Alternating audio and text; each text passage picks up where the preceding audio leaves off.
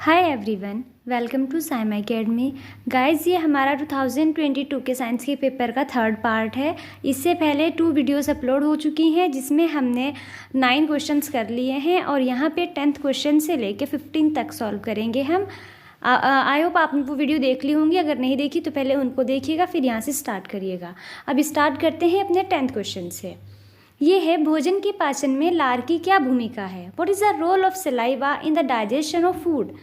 देखो, जो सलाइवा होता है, लार होता है, उसके अंदर एक एंजाइम होता है जिसको एमाइलेज कहते हैं। ठीक है, तो देखो लार में एक पाचक एंजाइम होता है जिसे लार एमाइलेज कहा जाता है। लार एमाइलेज का काम क्या होता है? ये स्टार्च को शर्करा में खंडित कर देता है, यानी कि स्टार्च को शर्करा में तोड़ देता है। पाचन प्रक्रिया में लार के कार्य हैं, यानी जो लार काम करता है पाचन क्रिया में क्या है? एक तो इसका उपयोग मुख गुहा को चिकना बनाने के लिए किया जाता है। मुंह के जो अंदर वाला हिस्सा होता है उसको चिकना बनाने के लिए लार काम करती है वहाँ पे। ये भोजन को निगलने में मदद करता है। ये दांतों को बैक्टीरिया के संक्रमण से बचाने में मदद करता है। कोई भी बैक्टीरियल इन्फेक्शन होता है दांत में तो लार उसको बचाने में हेल्प करती है। ये भोजन के पाचन में सहायता करता है। तो सिंपल से फंक्शन है इसके। ठीक है, इंग्लिश में देखो, saliva contains a digestive enzyme called salivary amylase. उसको सलाइवरी एमाइलेज बोलेंगे उस एंजाइम को, which breaks down starch into sugar, जो स्टार्च को शुगर में ब्रेक कर देता है। Saliva has many function in the digestion process as follows. जो सलाइवा के फंक्शन है डाइजेशन में वो हैं, it is used to lubricate the mouth को लुब्रिकेट करने में, सॉफ्ट अंदर से सॉफ्ट बनाने में यूज़ होती है। It helps to swallow the food को स्वेलो करने में हेल्प कराती है। It helps to protect the teeth from bacterial infection से टीथ की प्रोटेक्शन करती है। It aids in the food के डाइजेशन में ये हेल्प करती है। ठीक है, समझ आया होगा, सिंपल सा ही है बिल्कुल। और ये बहुत बार पूछा जाता है, बाकी इससे अलग 22 से अलग भी ये बहुत बार पूछा गया है, तो ये इंपॉर्टेंट है और इजी भी है, तो ध्यान रखना इसका। अब बढ़ते हैं अपने नेक्स्ट 11th क्वेश्चन की तरफ। इसमें 2 पार्ट हैं। फर्स्ट है, उस ऊतक का नाम लिखिए जो पौधों में जल तथा खनिज लवणों का वहन करता है। Right the name of tissue which transport water and minerals in plants. देखो, जो प्लांट्स में फूड का ट्रांसपोर्ट करने वाला टिश्यू है उसका नाम फ्लोएम है, और जो वाटर और मिनरल्स का यानी जल और खनिज लवण का परिवहन करता है वो क्या है? जाइलम। तो इसका आंसर हो जाएगा जाइलम। अगर फूड का पूछेगा, भोजन का पूछेगा तो फ्लोएम है, वाटर और मिनरल्स का पूछा, जल और खनिज का पूछा है तो जाइलम है। ठीक है, इसके अंदर सेकंड पार्ट है, अमीबा में द्विखंडन को केवल चित्र द्वारा दर्शाइए। Show binary fission in amoeba only by figure. तो सिंपल सा है, 1 मार्क का। आपको सिर्फ अमीबा के बाइनरी फिशन का वो बनाना है फिगर। तो क्या होता है अमीबा के अंदर बाइनरी फिशन, यानी एक जो मदर सेल होती है वो 2 डॉटर सेल में डिवाइड हो जाती है। आपको बस इतना सिंपल सा दिखाना है। देखो यहाँ पे ये एक मदर सेल है। पहले इसका जो न्यूक्लियस होता है, इसका केंद्रक होता है, वो साइज़ में बड़ा होता है और ज़्यादा मैच्योर होगा। फिर वो यहाँ से डिवाइड होना शुरू होता है और फिर सेपरेट हो जाती है। दो पार्ट अलग अलग हो जाते हैं और वो सेपरेट अपनी लाइफ फिर जीते हैं, यानी उससे फिर 2 नई सेल बन जाती हैं। तो इस तरीके से होता है अमीबा में। इसके बाद है नेक्स्ट क्वेश्चन 12th। 2 विद्युत बल्बों में क्रमशः 60 वाट 240 वोल्ट तथा 40 वाट 240 वोल्ट अंकित है। इनमें से किसका प्रतिरोध अधिक होगा? गणना कीजिए। There are 2 electric bulbs marked 60 watt 240 volt and 40 watt 240 volt respectively. Which one of them has higher resistance? Calculate. यहाँ पे हमें 2 बल्ब दे रखे हैं जिनकी पावर है, एक की पावर 60 वाट है, दूसरे की 40 वाट है, और जो वोल्टेज है वो दोनों में सेम है, 240 वोल्ट के हैं दोनों। तो हमें इनका रेजिस्टेंस निकालना है, प्रतिरोध निकालना है। तो हमें यहाँ पे ऐसा फॉर्मूला बनाना पड़ेगा या यूज़ करना पड़ेगा जो हमारे रेजिस्टेंस में और पावर में रिलेशन शो करता है ना, प्रतिरोध में और शक्ति में रिलेशन शो करता है। तो इसका फॉर्मूला है ये, R = V²/P। R का मतलब है रेजिस्टेंस यानी कि प्रतिरोध, V का मतलब है वोल्टेज यानी कि पोटेंशियल डिफरेंस विभवांतर, और P का मतलब है पावर यानी कि शक्ति। अब अगर आप चाहो कि ये फॉर्मूला कहाँ से आया है ये देखना है, तो देखो हमारा ये रिलेशन होता है, जो शक्ति होती है P, पावर = पोटेंशियल डिफरेंस यानी कि वोल्ट इंटू I क्या है? इलेक्ट्रिक करंट, विद्युत धारा, विभवांतर और विद्युत धारा का जो गुणनफल है उसको शक्ति कहते हैं। अब हमारे क्वेश्चन में कहीं विद्युत धारा तो दे नहीं रखा है ना, हमारे यहाँ इसमें क्या निकालना है, हमें प्रतिरोध निकालना है, रेजिस्टेंस निकालना है। तो अगर हम ओम के नियम से, ओम के जो लॉ है उससे देखें, जो विद्युत धारा इलेक्ट्रिक करंट क्या होता है, I is equal to V upon R. तो यहाँ से I की वैल्यू अगर हम इस फॉर्मूले में पुट करेंगे तो हमारा ये फॉर्मूला बन के आएगा P is equal to V square upon R. और हमें रेजिस्टेंस चाहिए, रेजिस्टेंस हो जाएगा R is equal to V square upon P. तो हम पहले वाला बल्ब है उसका निकालेंगे, फिर दूसरे वाले बल्ब का निकालेंगे। दो बल्ब दे रखे हैं, हम एक बल्ब को A मान लेते हैं और एक को B, ठीक है। Let the two bulbs are A and B। जो बल्ब A है उसमें पावर कितनी है, 60 वाट है, और जो वोल्टेज है वो 240 वोल्ट है। तो अब हम यहाँ जो हमारा फॉर्मूला क्या बन रहा है रेजिस्टेंस का, R is equal to V square upon P. V कितना है 240, वी स्क्वायर का मतलब हो जाएगा 240 इंटू 240 अपॉन पी, यानी कि जो पावर है 60 है। इससे डिवाइड करोगे जब आप इसको 60 से 240 को डिवाइड कर दो, है ना, 4 आएगा। 240 की 4 में मल्टीप्लाई करोगे तो 960 ओम आ जाएगा। अब जो सेकंड वाला बल्ब है जिसको हमने बल्ब भी माना है उसका रेजिस्टेंस निकालना है। इसमें जो पावर है वो दे रखी 40 वाट, और जो पोटेंशियल डिफरेंस है V इज इक्वल टू दे रखा है 240 वोल्ट। तो इसका फॉर्मूला निकालने के इसका रेजिस्टेंस निकालने के लिए भी सेम फॉर्मूला होगा, R is equal to V square upon P. R is equal to V square है, यानी V कितना है 240, स्क्वायर है तो 240 इंटू 240 हो जाएगा, है ना, 240 गुना 240 अपॉन में P क्या है, पावर 40 दे रखा है, तो 40 से डिवाइड कर देंगे। 40 से 240 को डिवाइड करोगे तो कितना आएगा, 6 आएगा, और 240 की 6 में मल्टीप्लाई करोगे तो आएगा 1440 ओम। तो बल्ब B का रेजिस्टेंस ज़्यादा होगा, इसका प्रतिरोध ज़्यादा होगा। तो जिस बल्ब की शक्ति कम है, पावर कम है, उसका प्रतिरोध ज़्यादा होगा, और जिसकी पावर ज़्यादा है, इस फर्स्ट वाले में 60 थी, उसका प्रतिरोध यानी कि रेजिस्टेंस कम होगा। नेक्स्ट 13 क्वेश्चन है, फर्स्ट दो पार्ट है इसके अंदर। फर्स्ट है ओम का नियम क्या है, what is Ohm's law, and second है फ्लेमिंग का दक्षिण हस्त नियम लिखिए, state Fleming's right hand rule. तो हम पहले फर्स्ट वाला पार्ट करेंगे। तो देखो क्या है Ohm's law. Ohm's law states that the voltage across a conductor is directly proportional to the current flowing through it, provided all physical conditions and temperatures remain constant। अगर कोई हमारा कंडक्टर है उसकी सारी फिजिकल कंडीशंस जैसे कि pressure etcetera और temperature constant है, तो उसमें जो वोल्टेज है ना उसके अंदर जितना करंट फ्लो कर रहा है उसके डायरेक्टली प्रोपोर्शनल होगी। बस इतना सा ही है, जो वोल्टेज है वो करंट के डायरेक्टली प्रोपोर्शनल होगी, सारी फिजिकल कंडीशन कांस्टेंट रहनी चाहिए।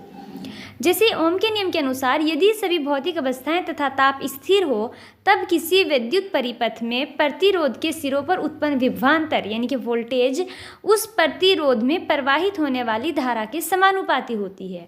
जो विभवांतर है वो विद्युत धारा के समानुपाती होगा, यानी कि जो हमारा वोल्टेज है वो करंट के डायरेक्टली प्रोपोर्शनल होगा।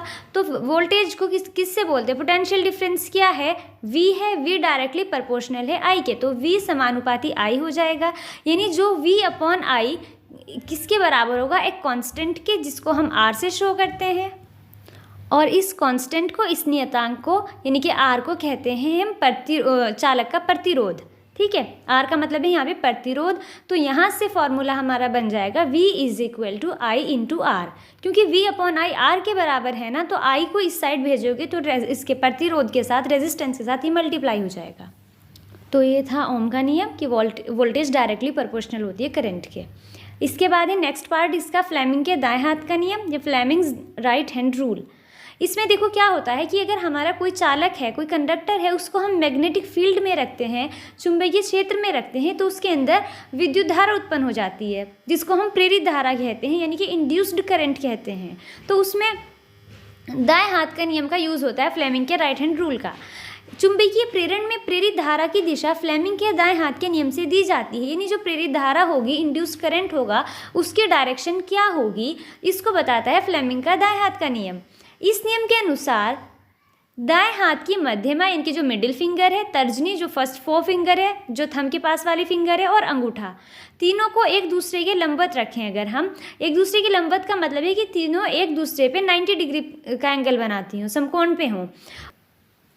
और यदि तर्जनी चुंबकीय क्षेत्र की दिशा को, अंगूठा चालक की गति की दिशा को व्यक्त करे तो मध्यमा प्रेरित धारा की दिशा को व्यक्त करती है। अगर हम अंगूठे को उस साइड रखें जिधर चालक की दिशा है, चालक की गति की दिशा है, और जो हमारी तर्जनी है यानी अंगूठे के पास वाली जो फिंगर है वो चुंबकीय क्षेत्र की दिशा की तरफ इशारा कर रही है, जिधर चुंबकीय क्षेत्र है, मैग्नेटिक फील्ड है, तो जो हमारी मिडिल फिंगर होगी, मध्यमा होगी, उससे पता चलेगा कि प्रेरित धारा की दिशा यहाँ पे है। प्रेरित धारा की दिशा पता चलेगी, उससे इंड्यूस्ड करंट की पता चलेगी। बस यही है इसका नियम, फ्लेमिंग के दाएं हाथ का नियम, कि जो अंगूठा है वो चालक की दिशा को और तर्जनी चुंबकीय क्षेत्र की दिशा को प्रदर्शित करती है, तो जो मध्यमा है, मिडिल फिंगर है, वो प्रेरित धारा की दिशा को व्यक्त करेगी।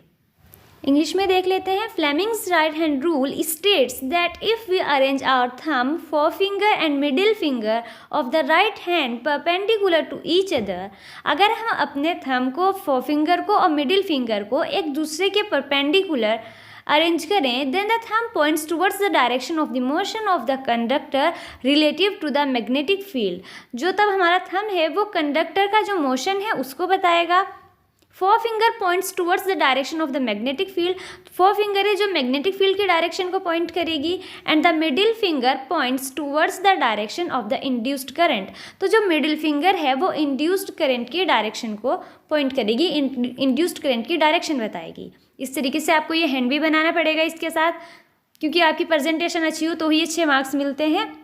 कुछ भी मुश्किल नहीं है, बस इसको आप ऐसे समझ लो कि जो हमारा थंब है, अंगूठा है, वो मोशन की डायरेक्शन बता रहा है, चालक की गति की दिशा बता रहा है, जो फोर फिंगर है, तर्जनी है, वो मैग्नेटिक फील्ड की, चुंबकीय क्षेत्र की दिशा बता रही है, और जो मिडिल फिंगर है यानी कि मध्यमा है, वो प्रेरित धारा यानी कि इंड्यूस्ड करंट की दिशा को बता रही है।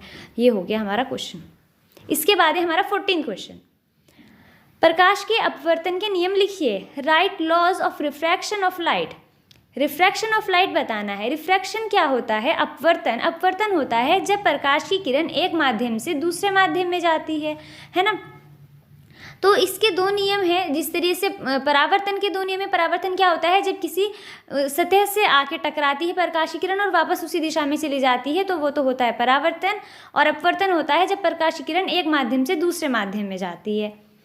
तो प्रकाश के अपवर्तन के दो नियम हैं। फर्स्ट है आपतित किरण, अपवर्तित किरण तथा दोनों माध्यमों को पृथक करने वाले पृष्ठ के आपतन बिंदु पर अभिलंब सभी एक तल में होते हैं। आपतित किरण जो एक माध्यम से किरण आ रही है, अपवर्तित किरण जब वो दूसरे माध्यम में जाती है, तो दोनों माध्यमों का जो पृष्ठ होता है, जैसे कि वायु से जल में आ रही है कोई जो प्रकाश किरण है, तो जो वायु और जल का जो पृष्ठ है, यानी जहाँ से जल स्टार्ट हो रहा है, उस बिंदु पर अगर हम अभिलंब डालें तो यानी कि वो सब एक ही तल में होते हैं, एक ही प्लेन में होते हैं। ठीक है। आपतन कोण की ज्या, आपतन कोण की ज्या का मतलब है साइन आई, तथा ज्या साइन को बोलते हैं, साइन थीटा है ना। तथा अपवर्तन कोण की ज्या का अनुपात स्थिर होता है, यानी कि जब साइन आर हम करेंगे, अपवर्तन कोण को आर बोलेंगे, आपतन कोण को आई बोलेंगे, ये स्थिर होता है, यानी कि sine I upon sine R बराबर होता है एक स्थिरांक के। इस नियम को स्नेल का अपवर्तन नियम भी कहते हैं। एग्जाम में ऐसे भी आ सकता है, स्नेल का अपवर्तन नियम लिखिए, तब भी आप यही नियम लिखोगे।